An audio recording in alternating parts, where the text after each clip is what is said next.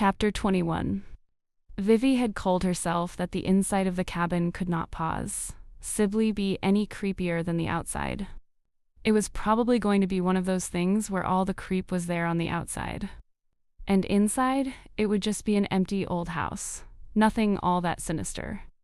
In the few moments she had before Reese pushed open the front door, Vivi let herself really believe that. And then they stepped into the front room, and I grew up in an actual haunted house, and this is worse, Reese said. It's way worse. I mean, I haven't seen your house, but I believe it. The inside of the cabin had been wallpapered at one point in what had probably been a pretty charming damask, but now it was falling from the walls in sheets, revealing stained and warped boards beneath. Mildew and mold crept along the ceiling, and in the corner there was a velvet settee that appeared to be rotting, one leg missing, a hole in the middle cushion. The other furniture was in a similar state of disrepair, most of it covered in a thick coating of dust, but the floor was surprisingly clean, and Vivi glanced around, wondering if other people had been here before. Reese seemed to be noticing it too, frowning as he looked around, shining his flashlight on a framed photograph tacked to the wall. Piper was in it with a couple of other teenagers, all rocking a very mid-90s look, standing in front of one of the buildings at Penhaven College. "Well, at least we know we're in the right place," he said, and then swung the beam around the room. "But why is the floor so clean?" "Maybe she had a spell," Vivi suggested. "Some kind of cleaning spell that sort of hung on after she died?" Reese shrugged. "Possible. Stranger things have happened."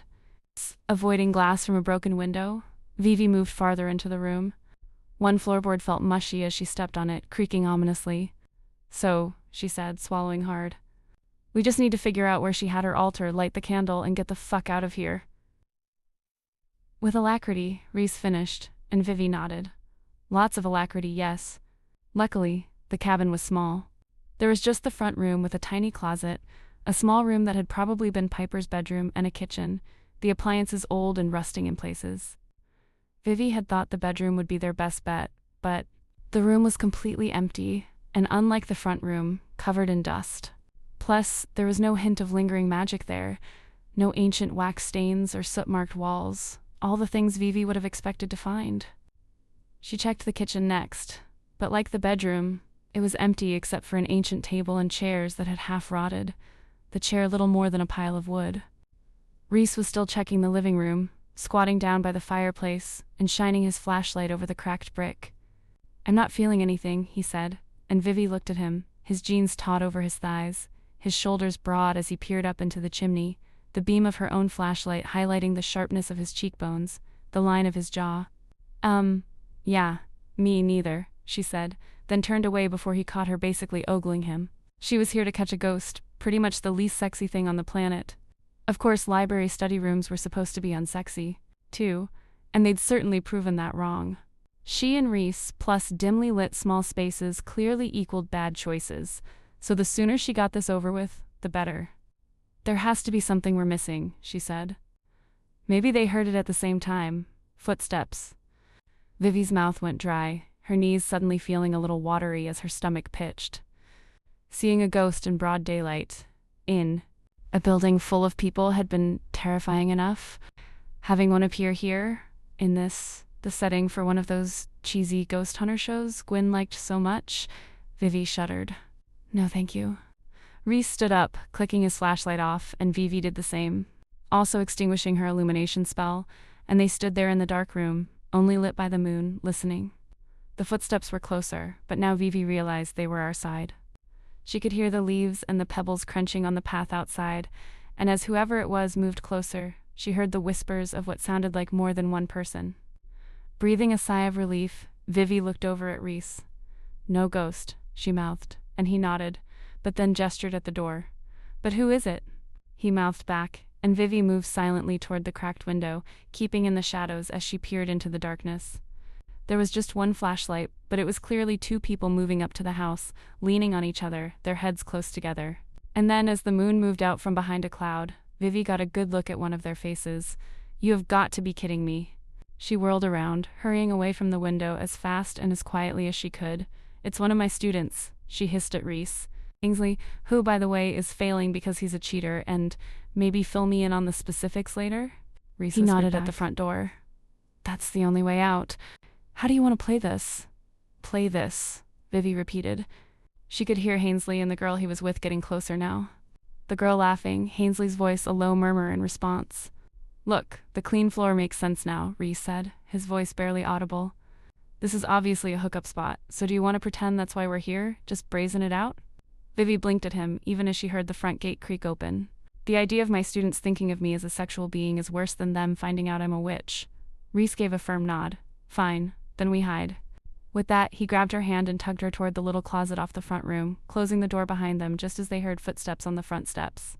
Vivi's heart was pounding hard, her hands shaking, and for a second she was so busy focusing on the fact that they'd almost gotten caught skulking around a haunted cabin by Hainsley Barnes of all people that she didn't realize just how tiny the closet was, and how close Reese was to her. There was hardly room for the two of them, Vivi's back against the wall, Reese so close he'd had no choice but to put his hands on the wall behind her. It was either that or put them on her, and her own hands were pressed tight against her sides, because she'd nearly grabbed his waist as the door closed behind him. Reese seemed to realize it at the same time. She could feel him suck in a breath, his body neatly pressed against hers, her breasts against his chest, their hips aligned, even their knees touching, and his mouth ... Reese turned his head, so close to her that Vivi's lips nearly brushed his cheek, and then she could feel his lips, there, near her temple. Sorry, he barely breathed, and she shook her head. It's fine. The words were little more than her mouth moving, but he seemed to get the message and relaxed a little, which somehow brought him even closer. Even though Vivi couldn't see anything inside the closet, she shut her eyes. Okay, she could do this. Maybe they wouldn't stay long. Maybe she wouldn't be put through the living hell of hearing Hainsley Barnes have sex with someone? The front door opened with a groan, and Vivi heard both Hainsley and the girl laugh, then shush one another, their feet loud on the hardwood floor. This place is certifiably gross, the girl said. Every sound from outside the closet was crystal clear. Maybe the curse did work out here. If you think I'm getting naked in here, you're insane, the girl continued, and Vivi felt Reese's lips quirk against her temple. Yes, Vivi thought. It's so gross. Don't get naked in here. Please, please, please. But then Hainsley said, you don't think it's a little hot, doing it in a haunted house? Reese dropped his forehead to the wall behind Vivi, with what she was pretty sure was a silent groan. No, the girl said, but she was giggling again, and the silence that followed was thick.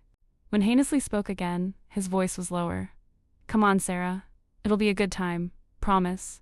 Vivi only barely managed to keep from snorting, and she could tell Reese felt it because his smile against her temple widened. You promised that last time, and it lasted, 2 minutes, Sarah replied, and Reese moved his hand from behind Vivi to briefly press it against his chest, miming a fatal shot.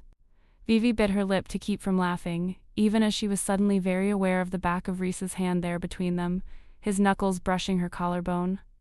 Even though she couldn't see his hand, his fingers, she could picture them perfectly, the elegant bones of them. You have musician hands, she'd said to him once. They'd been lying in the tiny bed in her dorm room, Reese's feet hanging off the end of the bed, the sheets sticking to their sweaty bodies. Vivi had been dreamy in her post-sex haze, playing with his fingers, tangling and untangling their fingers, scratching her nails along the back of his hand as he'd studied it in the candlelight. Pardon you, madam. These are sorcerer's hands, he'd replied. Can't play a single note. And then she'd taken that hand she'd been playing with and urged it under the sheet, between her legs, right where Shed wanted it, a move so bold it had made her blush, but she'd done it anyway. In that case, she'd said, I know a spell you could cast.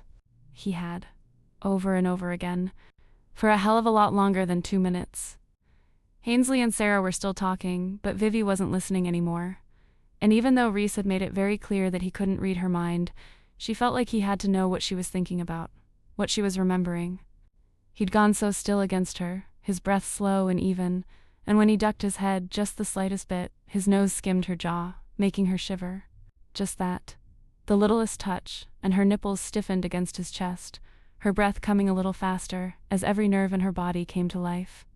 Slowly, she let her hands unclench from her sides, resting them tentatively on his hips. Reese took it as the invitation she'd intended him to, pressing in even closer. No accident this time, no awkwardness. This was deliberate. He was hard against her, and she raised one foot off the floor, wrapping her calf around his, tilting her hips away from the wall as he lowered his head, lips drifting over the place where neck met shoulder, and making her squeeze her eyes shut even tighter. One hand was on her lower back, the other still flat against the wall next to her head, and they stayed that way for a long moment. The press of his lips, not firm enough to be a kiss, and Vivi had to fight to keep from whimpering as his mouth slid up her neck, breath hot and damp. Her hands had moved up from his hips to press against his back, the leather of his jacket cool against her palms. And his hand was cuffed around the back of her neck now, but he still hadn't kissed her, and she wondered if he, like her, was telling himself that as long as it was just these touches, this bare hint of lips on skin, it wasn't a mistake. It was easy to think that in the darkness, not able to see him, not being able to speak, easier to just touch and feel, to want. Then, from outside the closet, Vivi heard a thump. She went still, felt Rhys lift his head from her neck as Hainsley said, "You're right. This place probably is too freaky to get freaky in. Want to at least explore it or something? See what other creepy stuff is here." Vivi could suddenly see Hainsley's face as he threw open this closet door and found his history professor, the history professor whose class he was currently failing, wrapped around some random dude, her face flushed, her hair must know. That was not about to happen. It was time for Hainsley and Sarah to get out of here, and for her to get on with this ghost business. Pushing at Rhys's chest slightly, Vivi indicated that he should move back as much as he could, and she was glad he could somehow understand her without seeing her. Lifting her hand, Vivi pressed her fingertips against the side of the closet, her lips moving with a very simple spell. She really hoped Amanda had been right about them being far enough from the town for the cursed magic not to fuck Eve everything up. There was another thump from outside, but this one was louder, and Vivi heard Sarah's voice, sharp. What was that? Still concentrating on the spell, Vivi envisioned that photograph on the wall, fixing her energy on it. And then she heard the crack of the frame hitting the floor, glass breaking, and Sarah shrieked. "I want to go," she cried, and Vivi prayed that Hainsley wasn't the kind of asshole to tell her it was no big deal, or, worse, to want to prove his manhood against a ghost. Just to be safe, she sent another wave of magic out to the front door and heard it snap back on its hinge, slamming against the outside wall. This time, Sarah wasn't the only one who shrieked, and Vivi inwardly pumped her fist as she heard 2 sets of footsteps thundering out of the house and down the path back into the woods. "Nicely done," Rhys said, his voice still low, and Vivi smiled in the darkness. "I have my moments. You certainly do." They were alone in the house now. There was no reason for them to still be in this closet, close together in the darkness, but neither of them was moving. "Vivian," Rhys said, and Vivi could feel him say her name, his breath moving over her lips. He was still so close. They were still so close. Her other hand reached out for the opposite wall to steady herself a little as he lowered his head. And then she yelped as her fingers tingled, almost like she'd touched a socket. "What is it?" Rhys asked, immediately stepping back and turning on his flashlight, pointing it at the wall to their right. "I think," Vivi said as she looked at the markings painted there, "we've found Piper's altar.